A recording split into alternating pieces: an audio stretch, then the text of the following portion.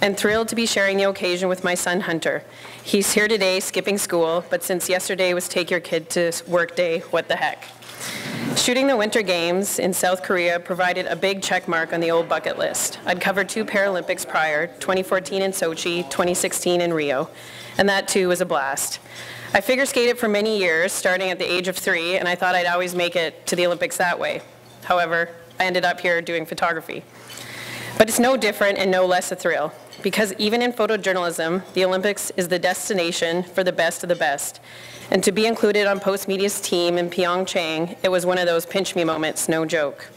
But unlike for the athletes, the winner's circle isn't the only thing for us. Telling stories includes everything: the agony of defeat, the emotion behind the scenes, the preparations, and sometimes even the best are in pain. Just watch the conclusion of any cross-country skiing race or the photographer zone at any big event. There's pushing, there's shoving, plain stubbornness, blood, sweat, and tears. Often at some of the figure skating events, I needed to claim a spot, just a decent spot, and that required showing up to 5 hours in advance. Vantage point secured, the next thing was establishing a way to go to the bathroom.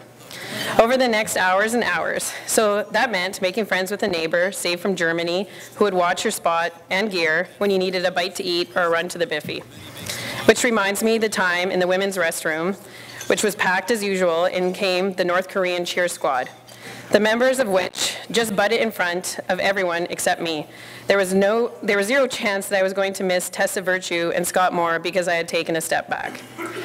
I should mention too that at every host city from Sochi to Rio to Pyeongchang, I make a real effort to get to know the locals, even if that means potentially ill-advised solo excursions into the favelas or taking a cab to an outdoor market in Korea 3 hours from the venues. In a lot of ways, these journeys off the beaten paths are every bit as interesting as the games. It's why I love to travel, period. I've adapted as the newspaper industry has changes, and whatever happens in the future, I hope I'm still able to document history, amazing stories about incredible people. I did finish it by saying that maybe even in Calgary 2026, but by the time I was here, that's gone. So we'll see where that is. Thank you.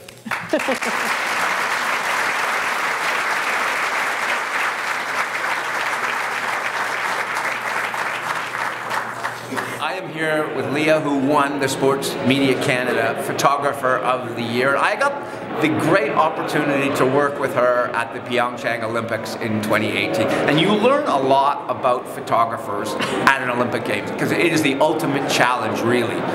There are people who want to, sleep in and not do what they need to do, and there are those who want to be at everything and climb through every window and get the perfect camera position and all of those things. And honestly, it was a pleasure and an honor to watch her every day, and you got energy just watching the enthusiasm with which she took her job. And she talks about the day, of shooting Virtue and Moyer, and for me, it was the day of the Olympics for Canada. It was the best day to be at any rink, and I was fortunate enough to be there and to write about it and to witness it. But you don't tell a story like that without the photographs. You talked about that in your story or your speech, Leah. You talked about, I think the funniest part as photographers, which we are, is I gotta go take a pee. Can you keep an eye on my stuff? Like, how does it feel to win this award? You're very humbled by it. I can see in you said you didn't know what to say in the beginning, and Sai is sort of said a lot of very nice things about it. So the check is in the mail, I think. But what do you think about it? Well, obviously I'm honored, but it's also kind of embarrassing, because most photographers, it's such a cliche, we're behind the lens, we don't like being in front of the camera. But I'm honored, and I think I work hard, so it's a privilege.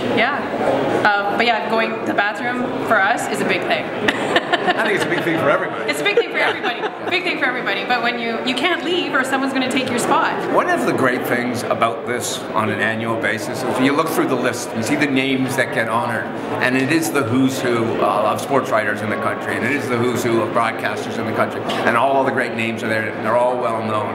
And sometimes maybe we don't know the photographers by name, we know them by photo, and we see their pictures in the paper, and we see their pictures all over the place. And to go through it, and you see the people who have won these awards before, and every time I look down the list and I see who won.